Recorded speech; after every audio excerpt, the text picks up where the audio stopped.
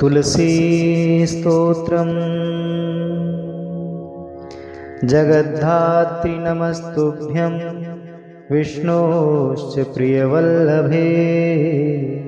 यतो ब्रह्मादयो देवा सृष्टिस्थित्यन्त्यकारिणः। नमस्तुलसी कल्याणी नमो विष्णुप्रिये शुभे। नमो मोक्षप्रदे देवी नमः सम्पत्प्रदायिके। तुलसी पातु मां नित्यं सर्वापदभ्योऽपि सर्वदा। कीर्तितापि स्मृता वापि पवित्रयति मानवं। नमामि शिरसा देवीं तुलसीं विलसत्तनुं। यां दृष्ट्वा पापिनो मर्त्या मुच्यन्ते सर्वकिल्बिषात्। तुलस्या रक्षितं सर्वं जगते चराचरं। या विनिहन्ति पापानि दृष्ट्वा वा पापिभिर्नरे। नमस्तुलस्यतितरां यस्यै बद्धमाञ्जलिं कलौ। कलयन्ति सुखं सर्वं स्त्रियो वैश्यास्तथा परे।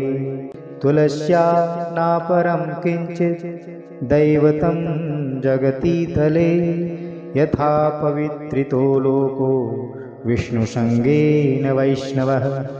तुलस्या पल्लवं विष्णो शिरस्यारोपितं कलौ। आरोप्यति सर्वाणि श्रेयांसि वरमस्तके। तुलस्यां सकला देवा वसन्ति सततं यतः। अतस्तां अर्चयेल्लोके सर्वान् देवान् समर्चयन्। नमस्तुलसी सर्वज्ञे पुरुषोत्तमवल्लभे। पाहि मां सर्वपापेभ्यः सर्वसम्पत्प्रदायिके। इति स्तोत्रं पुरा गीतं पुण्डरीकेण धीमता। विष्णुमर्चयता नित्यं शोभने तुलसीदले।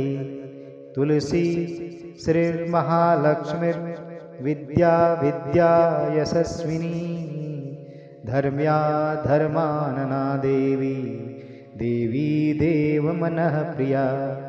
लक्ष्मी प्रियसखी देवी द्योर्भूमिर्चलाचला।